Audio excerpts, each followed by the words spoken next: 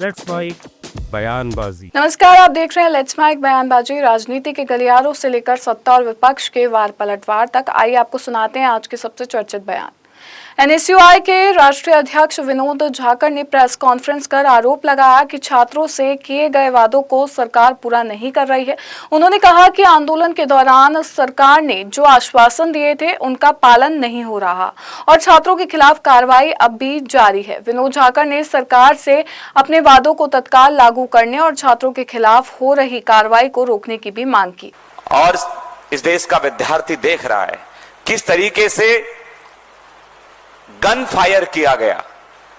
Gun fire कब किया जाता है? जब इस देश की सुरक्षा के ऊपर सवाल हो, सरहद पर कोई लड़ाई चल रही हो, कोई युद्ध चल रहा हो। बिहार के अंदर पटना में AK-47 गन का उपयोग किया गया। क्या इस देश का विद्यार्थी आतंकवादी है? क्या इस देश का विद्यार्थी अपने हक और अधिकार के लिए सरकार से मांग नहीं रख सकता है? किसके कहने पर जो है गन फायर का आदेश दिया गया? जिस छात्र के ऊपर AK-47 से गोली दागी गई, वो पटना के मेदांता हॉस्पिटल में जीवन और मृत्यु के बीच में संघर्ष कर रहा। बिहार विधानसभा में नेता प्रतिपक्ष तेजस्वी यादव ने छात्रों पर दर्ज मामलों को लेकर बिहार सरकार पर निशाना साधा। उन्होंने कहा कि जब केंद्र सरकार छात्रों पर दर्ज सभी केस वापस लेने की प्रतिबद्धता जता चुकी है और समझौता हो चुका है, तो बिहार सरकार को भी इसका तुरंत पालन करना चाहिए। तेजस्वी यादव ने दावा किया कि विपक्ष के दबाव में सरकार ने चिट्ठी जारी की है और अब उसका तत्काल प्रभाव से पालन होना चाहिए। देखिए, ये सरकार की जिम्मेवारी है। जब भारत सरकार ने कमिटमेंट कर दिया, समझौता कर लिया कि सारे केस वापस लिए जाएंगे, तो बिहार सरकार को भी इसका ध्यान रखना चाहिए। लेकिन कल हम लोगों के दबाव में इन लोगों ने एक चिट्ठी निकाली है। इस चिट्ठी का पालन होना चाहिए विद इमीडिएट इफेक्ट जो चिट्ठी में है। नहीं तो आंदोलन तो होगा ही, अगर नहीं करेंगे तो मुकरेंगे। कांग्रेस नेता पवन खेड़ा ने संसद में गृह मंत्री से बयान देने की मांग दोहराई। उन्होंने कहा कि युवाओं के खिलाफ पैलेट गन और AK-47 के इस्तेमाल के आरोपों पर गृह मंत्री को सदन में आकर जवाब देना चाहिए।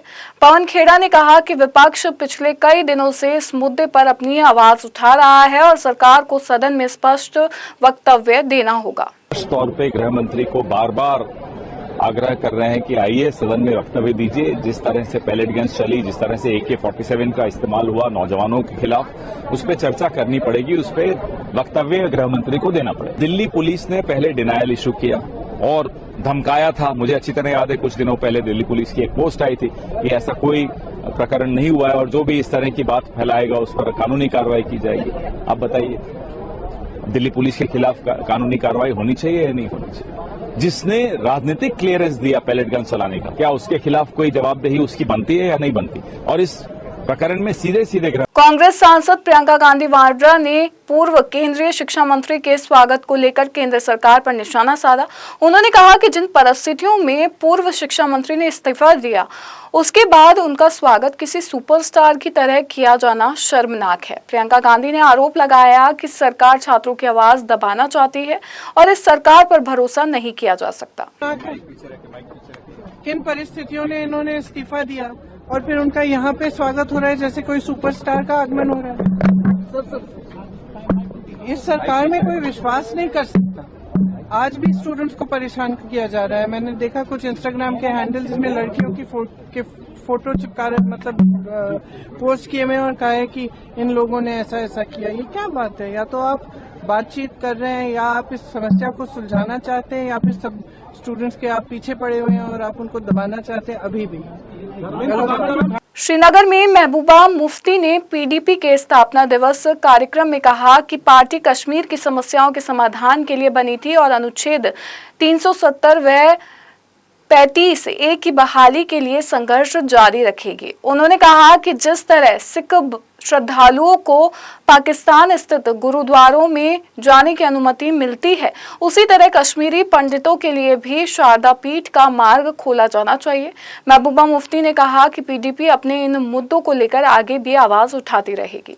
एक तो सबसे पहला जो हमारा रहा है, जिसके लिए पीडीपी वजूद में आई, वो ये है कि जो मसले कश्मीर है उसके पुरअमन हल के लिए और उसके साथ आज बशमूल 370, 35A और हमारी जो शिनाख्त है और स्टेटहुड, इसके लिए पीडीपी जो है वादाबंद है। हम जदोजहद करते रहेंगे और इंशाअल्लाह इसको हासिल करते रहेंगे, क्योंकि पीस विद डिग्निटी अगर जो मुफ्ती साहब का नारा था, अगर वो कायम करना है तो उसके लिए बातचीत, रिकंसिलेशन, कॉन्फिडेंस बिल्डिंग मेजर्स बहुत जरूरी है। इस पे हम काम करेंगे। तीसरी बात कि मुफ्ती मोहम्मद सईद साहब का जो विजन है वो तब तक आगे नहीं चल सकता जब तक जम्मू कश्मीर, वादी कश्मीर और जम्मू एक साथ न चले, जब तक हम एक दूसरे का दुख दर्द न समझे, जब तक हम एक दूसरे की तरक्की के लिए। कांग्रेस सांसद शशि थरूर ने पब्लिक एग्जामिनेशन संशोधन बिल पर चर्चा से पहले कहा कि विपक्ष सरकार से कई अहम सवाल पूछेगा। उन्होंने कहा कि सिर्फ फास्ट ट्रैक कोर्ट बनाने या कुछ प्रावधानों में बदलाव से छात्रों का भविष्य सुरक्षित नहीं होगा। शशि थरूर ने कहा कि सरकार की जवाबदेही तय होनी चाहिए और केवल मंत्री का इस्तीफा पर्याप्त नहीं है, बल्कि पूरे सिस्टम की गहन जांच और व्यापक सुधार की आवश्यकता है। पता नहीं, देखना पड़ेगा। 2 बजे से मेरे ख्याल में 6-8 घंटे की चर्चा होनी है। अगर चर्चा में जो हमारे देश इंतजार कर रहे से होना है तो हम ये सब पूछेंगे कि क्या हुआ, क्या ये बिल काफ़ी है जो सरकार ने लेके आए हैं। सिर्फ फास्ट ट्रैक कोर्ट्स करने से या 1-2 चीज़ें बदलने में क्या हमारे बच्चों के भविष्य बेहतर होने वाला है, ये सब पूछने की बात है। बहुत सारे प्रश्न हैं। सरकार की अकाउंटेबिलिटी बहुत महत्वपूर्ण है। जब कुछ होते हैं तो एक मंत्री की इस्तीफा लेना ठीक है, लेकिन वो काफ़ी नहीं है। पूरे सिस्टम को आप देखना चाहिए और बदलना चाहिए। सरकार का अब तक का जो रुख है उसको आप सकारात्मक मानते हैं? देखिए, अभी तो मैं ज्यादा नहीं बोलना चाहता हूँ। संसद में चर्चा होगी, अब सुन लीजिए, देख लीजिए। सर, बड़ी बात यह है कि विपक्ष बार बार ये कह रहा है कि गृह मंत्री इंटरवीन करे, बताएं कि क्यों इस तरह की कार्रवाई हुई, पैलेट गन इसका इस्तेमाल किया गया, AK-47 बिहार में चलाई गई। क्या उस मांग पे आप लोग कह रहे हैं कि वो जो AK-47 चलाया उसको सस्पेंड करवा दिया, लेकिन ये सब काफी नहीं है भाई। ये सब क्यों हो रहा है हमारे देश में? ये हमारे नागरिक है, हमारे भविष्य है। ये बच्चों के भविष्य के बारे में सोचने चाहिए और उनके लॉ एंड ऑर्डर की चिंता सबसे प्रधान रखिए। पुलिस को ऐसे इस किस्म के जो कुछ वो लोग किए हैं उसको करने का ऑर्डर देना बहुत गलत बात है। तो किसने ये ऑर्डर दिया, क्यों किया, ये सब सोचने की बात है। हम चाहते हैं कि पार्लियामेंट में, संसद में आके गृह मंत्री और आजाद समाज पार्टी काशीराम के प्रमुख चंद्रशेखर आजाद ने पब्लिक एग्जामिनेशंस संशोधन बिल पर चर्चा का समर्थन करते हुए कहा कि संवाद से ही समाधान निकलता है। उन्होंने कहा कि विपक्ष को भी अपनी बात रखने का अवसर मिलना चाहिए। चंद्रशेखर आजाद ने कहा कि बेरोजगार युवाओं पर दंड थोपना उचित नहीं है और सदन में इस बात का जवाब मिलना चाहिए कि छात्रों पर गोली क्यों चली और उनके साथ ऐसा व्यवहार क्यों किया गया। चर्चा होनी चाहिए। मैं चर्चा का समर्थक हूं। संवाद होगा, रास्ते निकलेंगे। हम लोगों को भी अपनी बात कहने का मौका मिलेगा जो हम सुधार चाहते हैं। बहुत सारे ऐसे सुधार है जिन पर हम लगातार चर्चा कर रहे हैं बाहर, लेकिन उसकी जवाबदेही इसलिए नहीं क्योंकि अभी मीडिया चर्चा हो रही है, आंदोलन में चर्चा हो रही है, लेकिन चर्चा सरकार के सामने होगी। सरकार का जवाब देने इस तरह के सुधार क्या हो सकता है। नौजवान बेरोजगार है और बेरोजगार नौजवान पे उस पर उल्टा जो है इस तरह का दंड थोपना अच्छी बात नहीं है। आप महसूस करके देखिए, ये सोचे एक विभाग में 10,000 वैकेंसी आई है और 50 लाख बच्चों ने फॉर्म भरा। बेरोजगारी इतनी है ही तो 10,000 बच्चों को नौकरी मिल जाएगी, लेकिन 49,99,000 जो बच्चे हैं उनसे उनको भी पैसा पे करना पड़ रहा है। वो तो पहले से बेरोजगार है, हर चीज में टैक्स दे रहे हैं आपको। भाई कपड़े खरीदने तो टैक्स दे रहे हैं, जूते खरीदे तो टैक्स, किताबें, पेन, जितना भी सामान खरीदे हर चीज पर टैक्स है देश के अंदर। खाने पीने के सामान टैक्स हो तो बेरोजगार है, फिर उन पर इस तरह की मार और फिर पेपर लीक, फिर घोटाले और फिर जो है तमाम तरह की और परेशानी के री एग्जामिनेशन करा रहे हैं, तो वो बच्चे कहाँ जाएंगे। इस तरह का जो भार है, बहुत सारे सुधार होने तो चर्चा होनी चाहिए। आज 2 बजे के बाद कह रहे हैं समय तो चर्चा होगी, चाहे रात भर चर्चा हो, लेकिन जवाबदेही सुनिश्चित होनी चाहिए। चर्चा होगी तो सरकार को भी अपनी बात रखने का मौका मिलेगा। तो हम तो चर्चा के पक्षधर हैं, लेकिन चर्चा में जवाब देना पड़ेगा कि ये जो गोलियां चली हैं अपने ही देश के बच्चों के साथ इस तरह का दुर्व्यवहार क्यों हुआ, हिंसक व्यवहार क्यों हुआ। और आपने देखा स्टैंपर्ड हो जाता है, छोटी सी जगह डंडों से पीट रहे हैं आप, आंसू गैस के गोले छोड़ रहे हैं, आपने उनकी सांस लेना दुर्भर कर दिया। अगर आप इतने संवाद के थे तो अपने पहले संवाद क्यों नहीं किया। उनसे संवाद कर लेते, दिन ही नहीं देखना पड़ता। कितने बच्चे घायल हैं, कितने हॉस्पिटलाइज हैं। एक नया मैटर आ गया पैलेट गन जिसको बच्चे को लगी है, तो बहुत सारे पत्रकार नहीं बचे।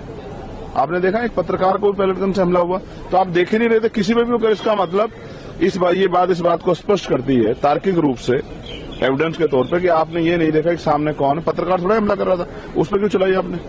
इसका मतलब आप और सिर्फ उस आंदोलन को चलना चाहते हैं, इसलिए आपने सारे हथकंडे अपनाए।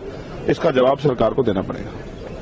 कांग्रेस सांसद इमरान मसूद ने छात्रों के आंदोलन और मौजूदा राजनीतिक माहौल पर प्रतिक्रिया देते हुए कहा कि अब देश का माहौल बदल चुका है।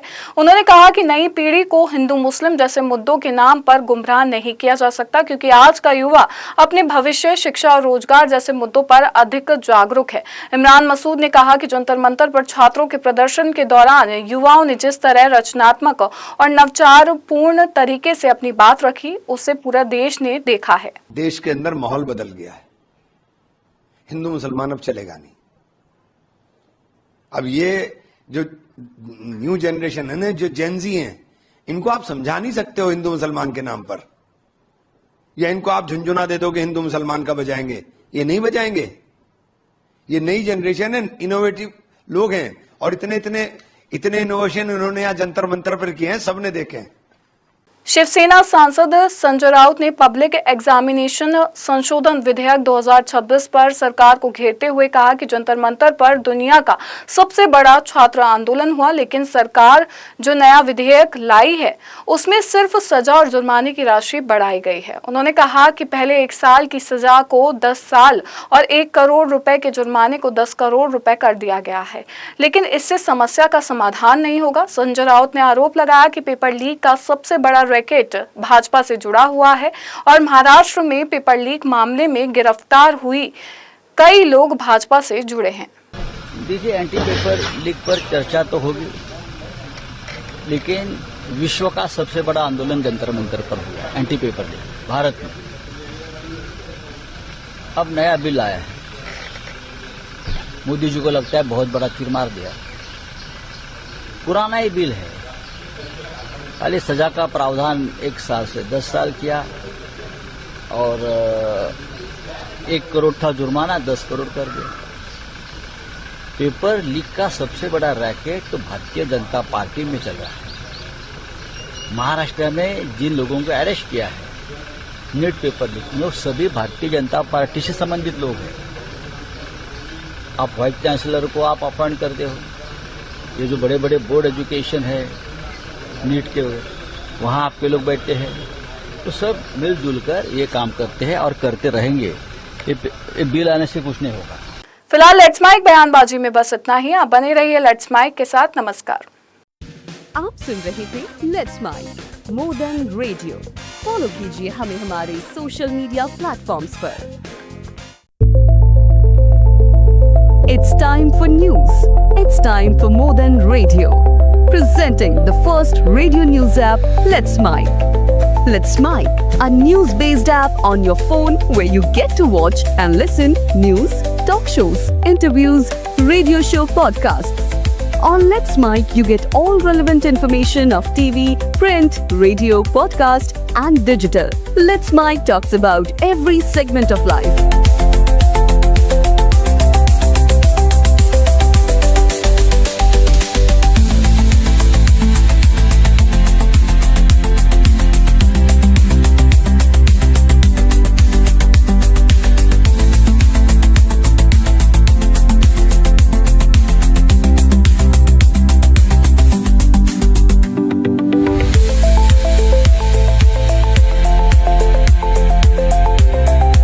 Download the app now from Play Store. Available both on Android and iOS mobile phones.